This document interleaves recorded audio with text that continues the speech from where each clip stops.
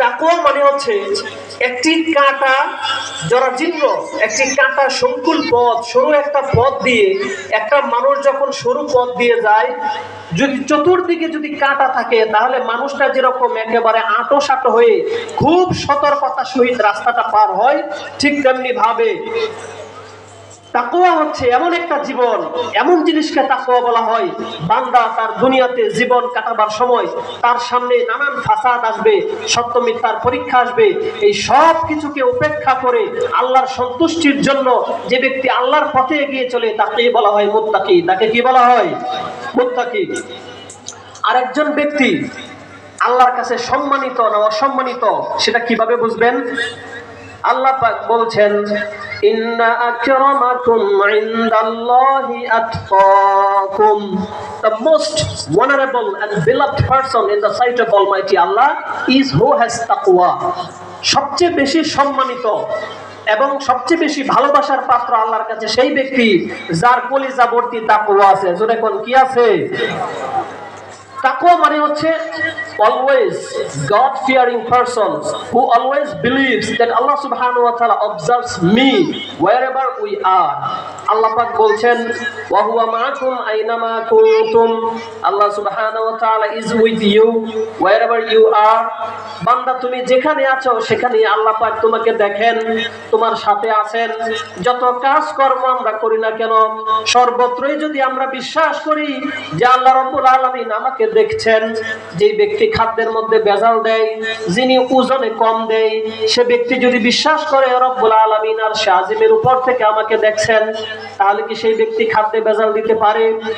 জোরে কোন পারে? রমাদান হচ্ছে তাকওয়া অবলম্বনের মাস। সারাদিন একজন ব্যক্তি কোনো কিছু খায় না, কারণ সে আল্লাহকে ভয় করে। জোরে বলেন কাকে? আল্লাহকে ভয় করে। পুকুরের মধ্যে ডুব দিয়া পানির নিচে গিয়া যদি কোনো ব্যক্তি এক ঢোক পানি খায়, দুনিয়ার কোনো মানুষ দেখবে না। জোরে কোন ঠিক না বেঠিক? তাহলে সেই ব্যক্তি যিনি আল্লাহকে ভয় করে পুকুরের মধ্যে রোজা রেখেও এক ঢোক পানি খায় না, কারণ আল্লাহ পাক দেখবে। আল্লাহ রাব্বুল আলামিন রমাদানুল মাসকে মুসলমানের উপর ফরজ করেছেন এজন্য এই একটা মাস হচ্ছে টিচিং এন্ড লার্নিং টাইম। এই মাসটা হচ্ছে শেখার সময়, প্র্যাকটিসের সময়, যাতে করে বাকি 11 মাস সে বান্দা খাদ্যে ভেজাল না দেয়, মিথ্যা কথা না বলে, পরস্ত্রীর দিকে না দেখে, সব ক্ষেত্রে যেন সে ব্যক্তি একমাত্র আল্লাহ তাআলাকে বিশ্বাস করে চলে। সেজন্য আল্লাহ রাব্বুল আলামিন সিয়ামকে ফরজ করেছেন। পড়েন সুবহানাল্লাহ। এটাই হচ্ছে তাকওয়া। তাকওয়া মানে সর্বত্র আপনি বিশ্বাস করেন যে আল্লাহ আমাকে দেখছেন। এখন আরেকটা পয়েন্ট বলি, পৃথিবীতে যত উপাদান আছে তার মধ্যে মৌলিক উপাদান 4টা। জোরে কোন কয়টা? 4টা। একটা হচ্ছে পানি, ওয়াটার, সয়েল, এয়ার, বাতাস, আলো। মাটি, বাতাস, আলো, পানি, এই হচ্ছে পৃথিবীর মৌলিক 4টা উপাদান। এই 4টা জিনিস আমার আপনার মানুষের মধ্যেও আছে। কিভাবে আছে আমি একটু ইলাবোরেটলি বিস্তারিত বললে বুঝবেন। পৃথিবীতে এক এক জায়গায় এক এক রকমের মাটি। কোন জায়গায় ধূসর মরুভূমির মতো মাটি, কোন জায়গায় উর্বর মাটি। যেখানে মরুভূমির মতো মাটি সেখানে কোনো ফসল হয় না। জোরে কোন হয় কিনা? হয় না। আল্লাহ রাব্বুল আলামিন মানুষকে সৃষ্টি করেছেন পৃথিবীর মাটি থেকে। এই মাটির নির্যাস আমাদের মধ্যেও আছে। যেমন মরুভূমির মাটিতে কোনো কিছু হয় না, তার সাদৃশ্য হলো আমাদের হাতের তালা, পায়ের তালা, সেখানে আল্লাহ রাব্বুল আলামিন মরুভূমির মাটি দিয়েছেন, যার কারণে এখানেও কোনো পশম গজায় না। পড়েন সুবহানাল্লাহ। আবার পৃথিবীর অন্য অন্য মাটির মধ্যে উর্বরতা আছে, সজীবতা আছে, সেখানে ফসল লাগালে ফসল হয়। আল্লাহ রাব্বুল আলামিন সেই মাটিকে আল্লাহ রাব্বুল আলামিন মানুষের মধ্যে দিয়েছেন। এই জন্য দেখবেন মাথা ভর্তি চুল, থোতা ভর্তি দাড়ি এবং বিভিন্ন জায়গায় নানান পশমের অভাব নাই। জোরে কোন ঠিক না বেঠিক? আল্লাহ রাব্বুল আলামিন এই উর্বর মাটিকে মানুষকে দিয়েছেন, মানুষের নানা অঙ্গের মধ্যে মাটি দিয়ে স্থাপন করেছেন। এই জন্য এক এক শরীরের এক এক গঠন, এক এক চামড়ার এক এক গঠন। এক এক চামড়ার মধ্যে পশম গজায়, মানে ফসল গজায়। আর অনেক চামড়া আছে যেমন হাতের তালা, পায়ের তালা, পশম গজায় না। জোরে কোন ঠিক না বেঠিক? তাহলে এই মাটি দিয়ে আল্লাহ রাব্বুল আলামিন মানুষকে সৃষ্টি করেছেন। তো মাটির একটা রোগ আছে, যে রোগটা আমাদেরও আছে। কথাগুলি খুব ভালো করে বোঝেন। মাটির রোগ হচ্ছে কৃপণতা। মাটির রোগ কি? কৃপণ।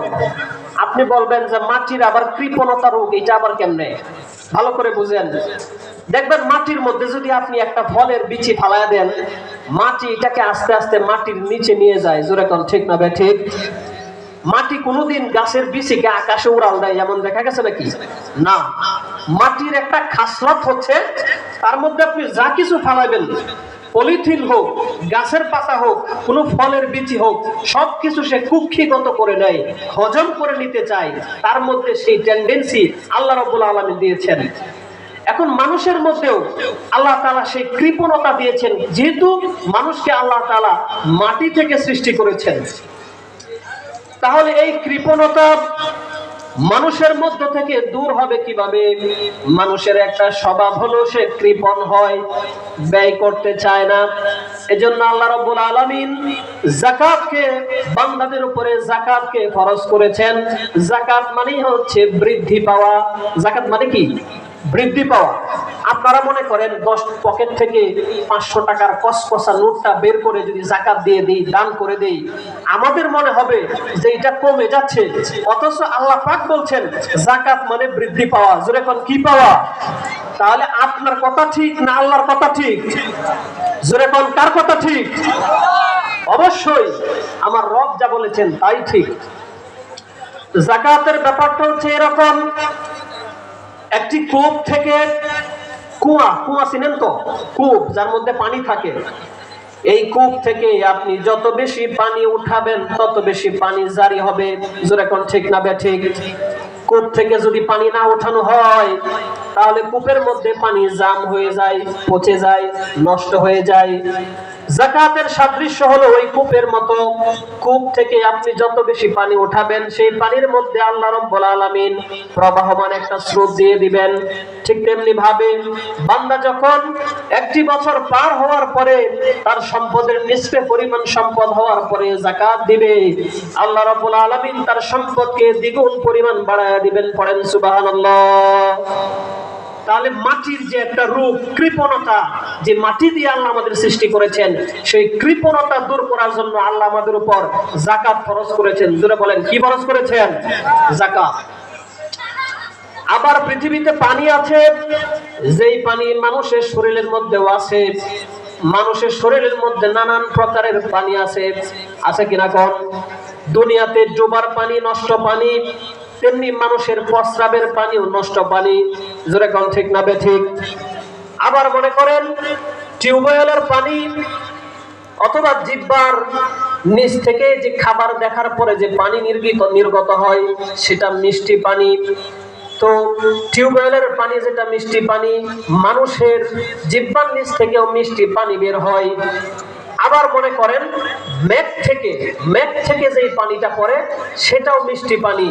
তো মানুষের শরীরের মধ্যে নানান রকমের পানি আছে।